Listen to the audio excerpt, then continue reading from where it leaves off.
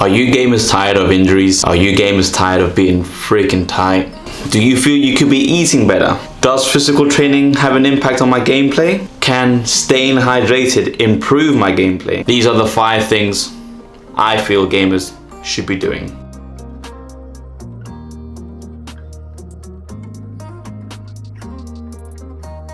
First and foremost, peeps, if you find this video in somewhat useful, please don't forget to obviously subscribe and like, as that will support the channel, help the channel grow, and hopefully you'll find this video in somewhat useful. And anyway, let's get started. Number 1, mobility. I don't know what the hell I was doing there. Mobility and stretching.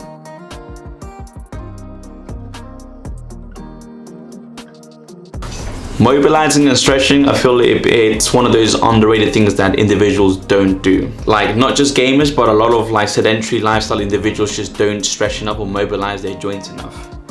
You very easily prevent injuries or chronic pain in the near long term when you just mobilize on a regular basis. I'm talking like maybe about 20 minutes to half an hour before, you know, an intensive, I don't know, hour to 2 hours of work. And then, you know, mobilize and stretch right after work as well. The reason why I say 1 to 2 is because you should be getting up on a regular basis anyway. You should be trying to move around. You can't, I just don't recommend anyone to sit down for that many hours without having, you know, at least 5 minutes just to like have a little walk around. Try and include it in your streams. Try and include it in your scrims, scrim sessions, whether you're a competitive gamer or even just normal content creation. If YouTube is like your thing, have at least 5 minutes within after an hour just to like get up and move around. It's gonna make a world of a difference. Stretch the neck, stretch your stretch this part of your neck, sorry, and stretch the front of your neck as well, as individuals will tend to slouch forward with this. So you want to open this part of your neck up as well. It's not just this region here. And I guarantee you, you're going to have less chronic pains, less chances of like migraines, headaches, and just any other like injuries that are related to really immobile joints or just lack of stretching. Number 2 is your sleeping pattern.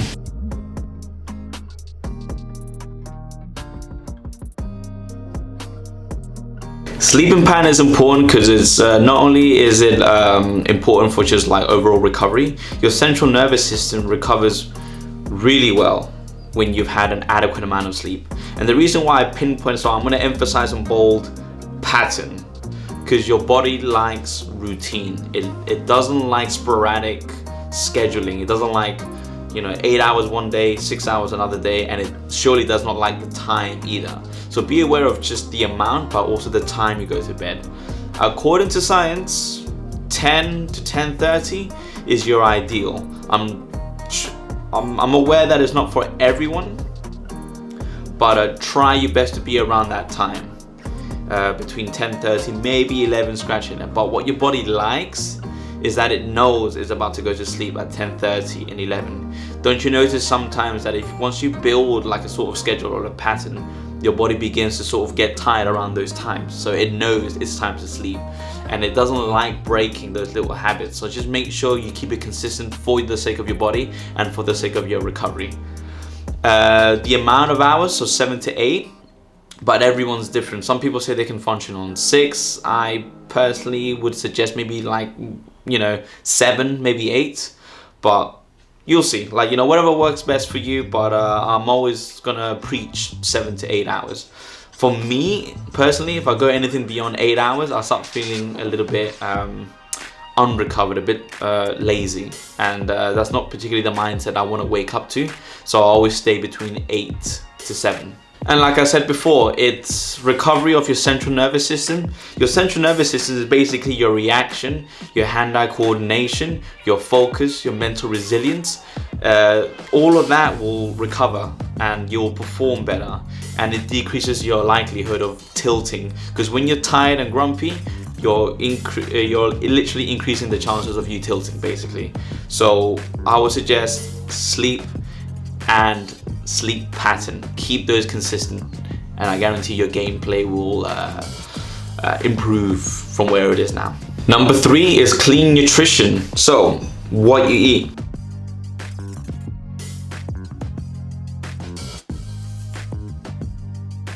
Clean nutrition, try and get as many of your foods as organically as possible. Organically, is that even a word? I don't even know. Anyway, organic foods is what you're trying to go for. The more natural, the better. So the sources are more pure, and your body will most likely digest it a little bit better, and your body will take advantage of all those extra nutrients that you get from an organic source rather than a processed source. So foods like oranges, for example, bananas. There's also like good carbohydrates as well, like pure carbohydrates, like I think it's called wild rice. Brown rice could be a choice as well. Fruits in general with good natural sugars, you should be able to get enough of your energy from those sources. But yeah, just natural food sources and foods that are higher in energy that can fuel your streams, your gameplay, and sustain your energy levels for sustain your peak energy levels and keep them there for as long as possible as well. Clean, organic food. Number 4, physical training.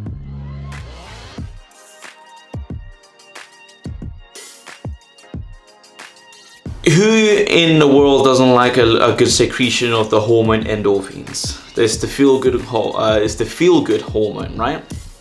So after a stressful day at work, or after maybe not so good gameplay, or not a very low energy stream, going to training is gonna make your body physically and mentally happier. You're physically improving yourself. You just have a mindset basically that you feel you're progressing even though you're not doing the thing that you like doing, like your passion, whether you're an esport competitor or a streamer or a content creator. You're at least moving forward in other aspects of your life, is what I'm trying to say.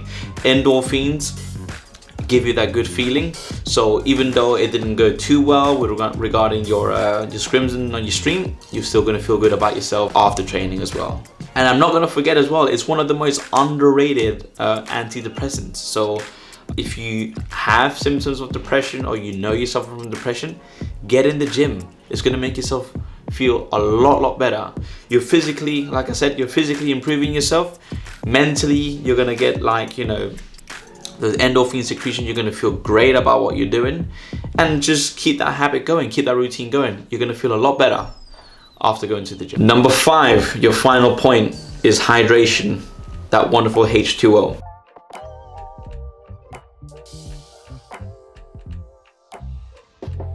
Being dehydrated can decrease both your physical and your mental performance by as high as 20-25%. So that is quite a significant drop in your performance in physical and mental. So just drink water on a regular basis. Where's my bottle? I tend to have, obviously this is a bit overkill peeps, but you don't have to exactly copy me, but I have 3 of these. These are 1 liter stainless steel bottles. My aim throughout the day is to finish at least 3 of these. That's 3 liters I know that I'm drinking. Anything else is just a bit of extra. Just build a regular habit of staying hydrated, because you're mentally and physically, you're just gonna perform a lot better when you're hydrated. Even with the absence of foods, you're still gonna have that little bit of focus, that little bit of performance just because of hydration. I mean, they're not joking when people actually say that your body is built up of what, 75% of your body, maybe 80% of your body is pure water. So imagine how your body must feel when it's lost so much H2O in its system. Your body's just not going to function properly. So I would suggest drinking plenty of water. One good indicator that you can see whether you're hydrated or not is literally just go to the toilet and check the color of your urine, basically.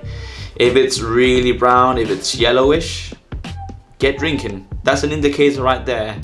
If it's brown, you're seriously dehydrated, so I'll suggest drinking an entire liter straight away, because that's not healthy. But if it's yellow, that means you're dehydrated, but you're not extremely dehydrated. So that's an indicator right there in itself that you should be drinking water.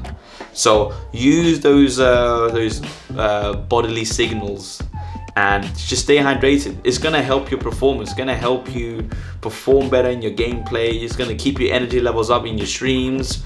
You're gonna feel just overall, when your body is happy, you're gonna be more motivated to actually do the things you wanna do. When your body is depressed, malnourished, and you're not feeding it properly, you're not making it sleep properly, you're not giving it movement, because that's what our bodies are designed to do. You're not giving it any of those things, your body's gonna be depressed. So yeah, just keep up with those things. Anyway, gamers, I hope you found this video insightful, and I hope you get a chance to like maybe apply some of the points, maybe all of those points, maybe. But I will suggest, if you're like implementing, or if all of these points are completely new to you, I'll suggest little baby steps at a time. So just take one point, build a habit with that, and then apply the other one when you feel ready. But I am very certain this will affect you in both gameplay performance, streaming performance, and your motivation to produce content. So yeah, what I will do in the next few videos is probably try and elaborate on each one of those points, especially the ones based on nutrition, physical training, and injury prevention as well, because there are injuries like repetitive strain injuries that many people are not aware of, that should start being aware of right now. But anyway, gamers, I'll catch you in the next video. Stay healthy.